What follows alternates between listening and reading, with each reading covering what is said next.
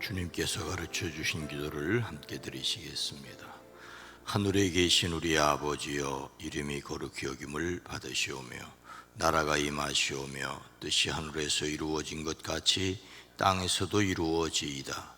오늘 우리에게 일용할 양식을 주시옵고 우리가 우리에게 죄 지은 자를 사하여 준 것 같이 우리 죄를 사하여 주시옵고 우리를 시험에 들게 하지 마시옵고 다만 악에서 구하시옵소서. 나라와 권세와 영광이 아버지께 영원히 있사옵나이다. 아멘. 거룩하신 하나님, 자비로우신 주여, 이 한날을 허락하심을 감사합니다.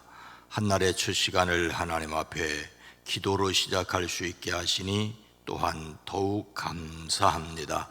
영광을 받아 주시옵소서.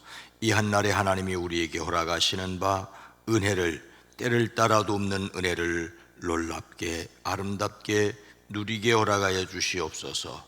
이 시간도 기도합니다. 주의 다스림과 주의 인도하심이 이 땅에 넘치기를 원하나이다. 이 땅을 긍휼히 여겨 주시옵소서. 우리의 오늘 하나님이 허락하신 삶 살아갈 수 있는 지혜와 용기와 능력을 허락하여 주시는 줄로 믿사오니 이것을 누릴 수 있게 하옵소서. 주여, 기도합니다.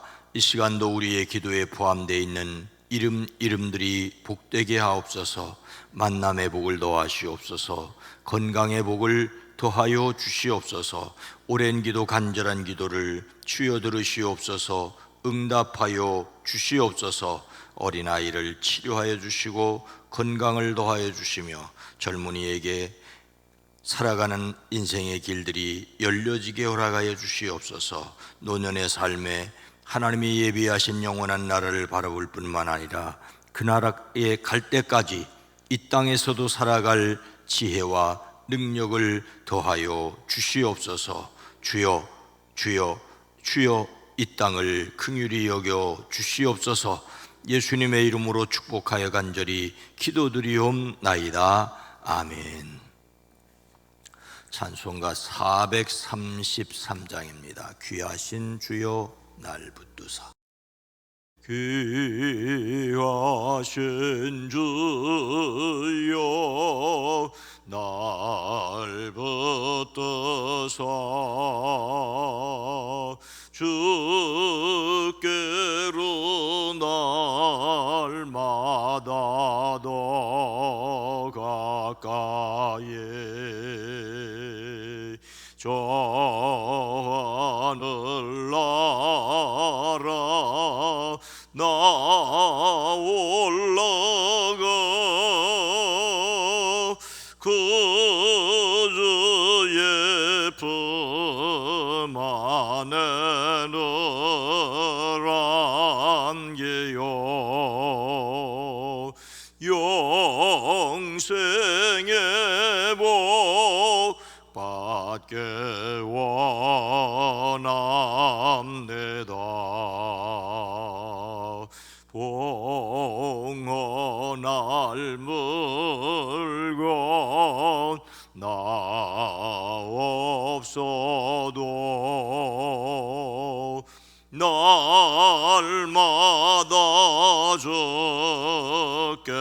주께로도 가까이 내 죄를 주께 다 고하니 주님의 보혈로 날 씻으사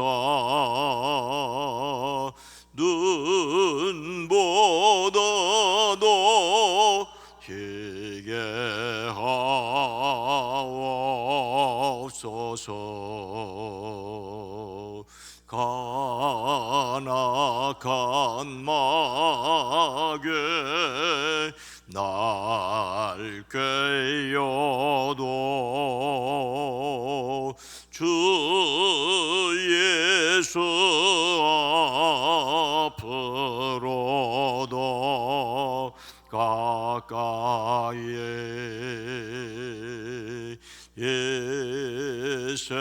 세상 속한 그 오용신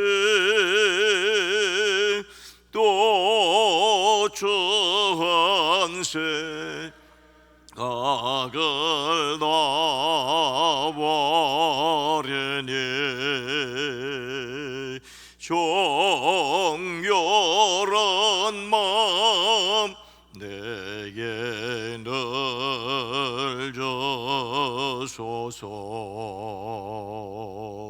이 세상 내가 살 동안에 주께로 날마다 더 가까이 저 배는 천국 나 들어가 한없는 복락을 다 없도록 풍성하는 애를 주옵소서.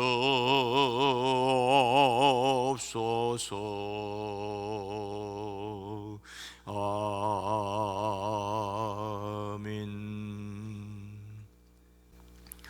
마가복음 4장 26절로 29절 말씀입니다. 신약성경 59면입니다.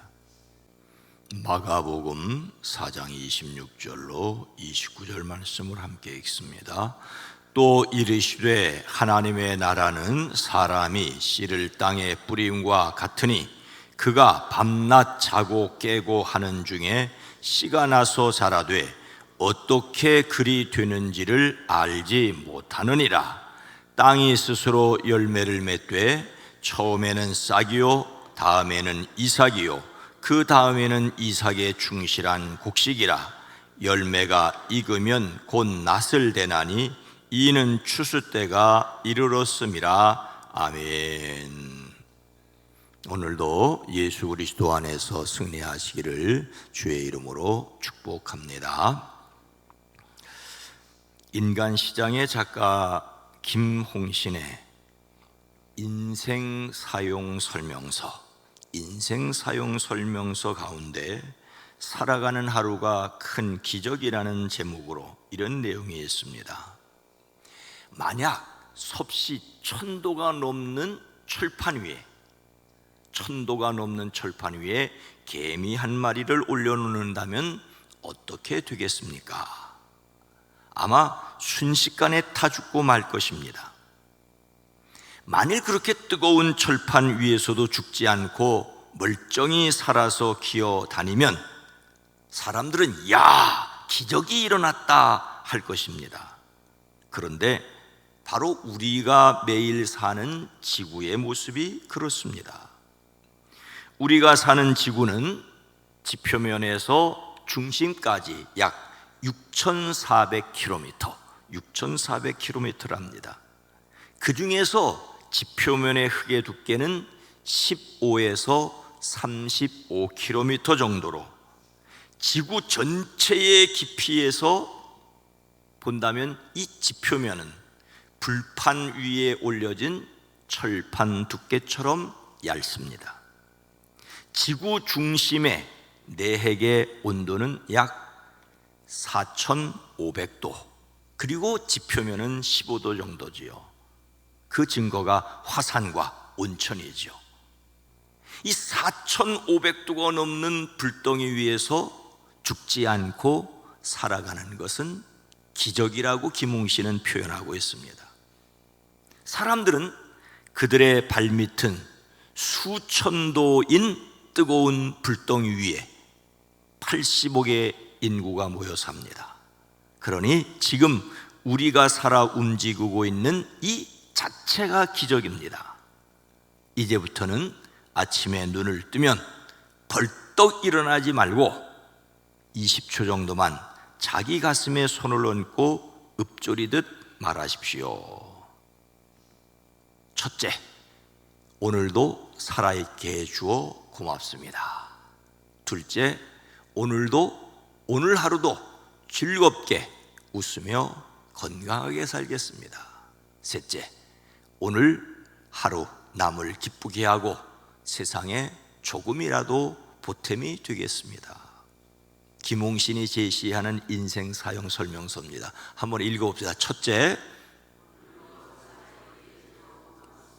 둘째, 셋째.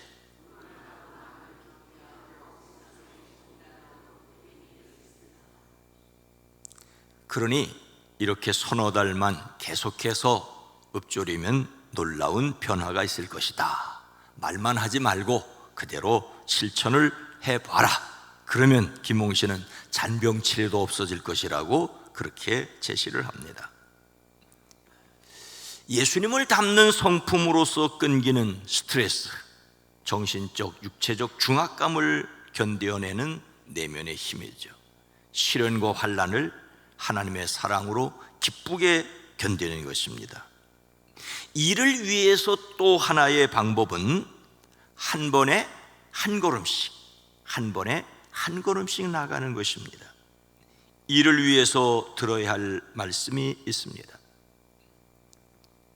예수님께서 하나님의 나라를 땅에 뿌려진 씨앗이 자라는 것으로 비유하시면서 무엇이라고 말씀을 하십니까? 또 이르시되 하나님의 나라는 사람이 씨를 땅에 뿌린 것 같으니 그가 밤낮 자고 깨고 하는 중에 씨가 나서 자라되 어떻게 그리 되는지를 알지 못하느니라. 예수님께서 하나님의 나라를 말씀하기 위해 사용하신 비유 가운데 하나는 씨 뿌리는 사람의 비유입니다. 어떤 사람이 씨를 뿌리려 나가는데 그 씨들은 길가와 같은 밭, 흙이 얇은 돌밭, 가시덤불이 있는 밭, 좋은 땅에 각각 떨어졌다. 예수님께서는 이 비유를 통하여 하나님의 말씀을 듣고 행하여 열매 맺어야 한다고 하시죠. 그런데 같은 씨 뿌리는 비유지만 전혀 다른 또 다른 비유가 있습니다. 바로 오늘 말씀입니다. 첫 번째 씨 뿌리는 자의 비유는 같은 말씀을 들어도 사람이 어떻게 받아들이냐는 그 사람의 마음에 따라 결과가 달라진다고 했습니다. 그런데 이 두 번째 씨 뿌린 자의 비유인 오늘 말씀에서는 씨가 어떻게 자라는지 모른다는 은밀함을 말씀하십니다. 오늘 말씀도 첫 번째 씨 뿌리는 자의 비유에서처럼 하나님의 나라는 사람이 씨를 땅에 뿌림과 같으니 라는 말로 시작합니다. 그런데 이번에는 밭의 문제가 아니에요. 밤낮 자고 일어나고 하는 사이에 그 씨에서 싹이 나고 자라지만 그 사람은 어떻게 그렇게 되는지를 알지 못한다라고 말씀하고 있습니다. 농부는 씨를 뿌리고 밤에는 자고 낮에는 깨었습니다. 그런데 씨가 나서 자라되 어떻게 그렇게 되는지는 알지 못하였습니다. 자신이 씨를 뿌렸지만 어떻게 작용을 해서 그것이 자라는지는 모른다는 것이죠. 씨를 뿌리고 나서 그 다음에 싹이 난 것은 보았습니다. 그 다음에는 얼마나 자랐는지를 확인할 수는 있습니다. 그런데 싹을 자라게 하는 생명의 근원이 어디서부터 오는지 또는 어떻게 발생하는지에 대해서는 모른다는 것이에요. 물을 주고 영양분을 공급하지만 그것이 어떻게 작용하는지는 모른다는 것입니다. 씨를 뿌렸지만 그것을 자라나게 할 수는 없다는 것이죠. 그래서 농부의 처지에서는 스스로 자라는 것입니다. 모든 것을 정확히 알 수 있다면 세상에 농사 잘못 지을 사람은 없습니다. 실패할 농부도 없겠지요. 인간의 기술이 발달하여 식물이 자라는데 상당히 이바지한다고 할지라도 생명의 작용은 여전히 신비입니다. 농학자들이 얼마나 알고 얼마나 이바지하는지에 대해서는 설교자인 제가 지금 말씀드리는 것이 아닙니다. 모든 것을 알고 모든 것을 할 수 있다고 할지라도 예수님께서 말씀하신 비유의 핵심은 하나님의 나라의 시작과 과정뿐만 아니라 그 완성을 사람이 알 수 없다는 것을 말씀하십니다. 하나님 나라는 인간이 정확히 알지 못하는 하나님의 계획하신 때에 점진적으로 완성을 향해 나갈 뿐이라고 말씀하십니다. 비유라고 하는 것은 사람이 어느 정도 잘 알고 있는 이야기를 통해 사람이 전혀 알 수 없는 영적인 설명을 하는 도구입니다. 농부가 씨를 뿌리지만 그 자라나는 과정을 알 수 없는 것처럼 하나님의 말씀을 듣지만 그것이 어떻게 작용해서 하나님의 나라를 이루어가는지 사람은 알 수 없다고 하십니다. 그러면 오늘 비유 말씀은 사람이 알 수 없다는 것만 말씀하시려는 목적일까요? 땅에 뿌려진 씨앗이 한 단계씩 자라는 것을 통하여 말씀하시는 영적 성숙의 원리가 있습니다.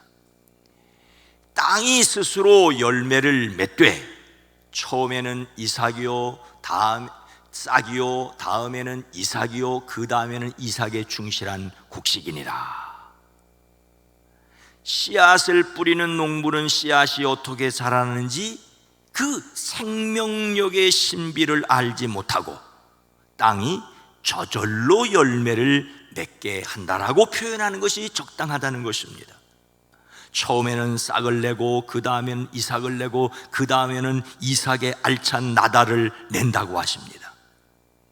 농부가 씨의 성장 과정에 전혀 관여할 수 없는 것처럼 사람이 하나님의 나라에 전혀 관여할 수 없다는 것을 말씀하십니다. 씨앗은 그것을 뿌린 사람의 힘으로 자라는 것이 아니고 뿌려진 씨앗에 내재되어 있는 생명력으로 자동적으로 자라납니다.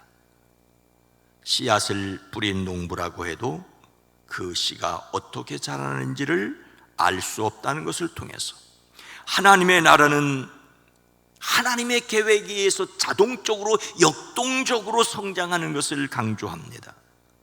농부는 몰라도 씨앗은 열매를 맺습니다. 그래서 농부가 아는 것이 있습니다. 다 모르는 것이 아니라 아는 것이 있는데 뿌려진 씨는 자라서 열매를 맺는다는 것을 알지요. 씨를 뿌리면 어떻게 싹이 나는지는 모르지만 어느 날 싹이 난 것을 알 수가 있습니다. 싹이 어떻게 자라는지는 모르지만 어느 날 자라난 것을 볼 수 있습니다. 어떻게 열매 맺는지는 모르지만 어느 날 열매가 맺힌 것을 볼 수가 있습니다. 그러니 씨 뿌리는 자는 어떻게 자라는지 모르지만 자라서 열매 맺는다는 것을 압니다. 그래서 씨 뿌리는 자는 희망을 품고 씨를 뿌리죠. 바울도 복음의 씨앗을 뿌렸고 아볼로도 물을 주어 가꾸었습니다. 자라나게 하시는 분은 하나님이시라는 것을 알았기 때문이죠. 씨를 뿌리는 사람은 하나님이 이루실 결과를 바라보아야 합니다. 우리가 기대하는 영적 성숙은 하나님이 자라나게 하시는 것입니다. 우리는 하나님의 말씀이 어떻게 작용할지를 모릅니다. 그러나 하나님이 자라나게 하실 것을 믿고 말씀을 뿌리고 물을 주어 가꾸어야 합니다. 하나님이 어떻게 일하실지 모르지만 뿌리고 가꾸는 데 순종하는 사람들이 되어지기를 주의 이름으로 축복합니다. 하나님의 나라를 이루어가는 영적 성숙은 한 단계씩 이루어집니다. 그래서 오늘 우리가 힘써야 할 것은 무엇일까요? 열매가 익으면 곧 낫을 대나니 이는 추수 때가 이르렀습니다. 열매가 익으면 곧 낫을 된다는 말은 곡식이 익자마자 열매를 맺힐 때 즉시 낫을 된다는 말이죠. 추수 때가 이르렀기 때문입니다. 어떻게 자라는지 그 원리를 몰라도 결과적으로 열매 맺는 것을 아는 것처럼 또한 추수 때가 올 것을 압니다. 우리가 하루하루를 살아가는 것이 기적입니다. 옛사람들은 모르니 살지 알고는 못 산다고 합니다. 그러나 우리는 그 끝이 있다는 것을 분명히 압니다.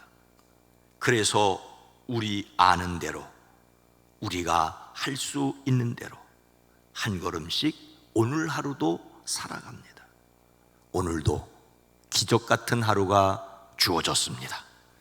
하나님이 이루실 완성을 바라보며 오늘 하루를 살아내는 저와 여러분 모두가 되기를 주의 이름으로 축원합니다. 거룩하신 하나님, 자비로우신 주님, 우리가 사는 이 땅덩어리는 불을 품고 있고 또 머리 위에는 이글이글 타는 태양을 이고 살아갑니다. 그러면서도 울고 웃고 또 자랑하고 뽐내고 낙심하고 실망하고, 주여 우리로 하여금 하나님께서 이루실 것을 바라보고 그날을 향하여 하나님께서 싹이 나게 하시고 이삭이 열게 하시고 마침내 곡식을 얻게 하시는 것처럼 우리의 영적인 성숙을 이루어갈 수 있게 하옵소서. 오늘 하루 최선을 다하여 살아가는 지혜가 있어지게 하옵소서. 주여, 이 한반도의 평화를 지켜주시옵소서. 이 땅의 자유와 평화가 지켜지게 하옵소서. 대한민국 이 땅의 정치, 경제, 사회, 문화, 외교, 국방, 무엇보다도 백성과 지도자들의 마음에 선한 마음을 허락하여 주시옵소서. 주여, 이 땅을 긍휼히 여겨 주시옵소서. 오늘 한 날도 살아가는 성도들 가정, 일터, 사업장 승리하게 하옵소서. 예수님의 이름으로 간절히 기도드리옵나이다. 아멘. 오늘 말씀을 생각하며 오늘 하루도 기적 같은 삶을 살게 하옵소서. 열매 맺게 하시는 하나님께 순종하는 교회, 이 세상이 마지막이 있음을 알고 살게 하옵소서. 기도합니다. 주여!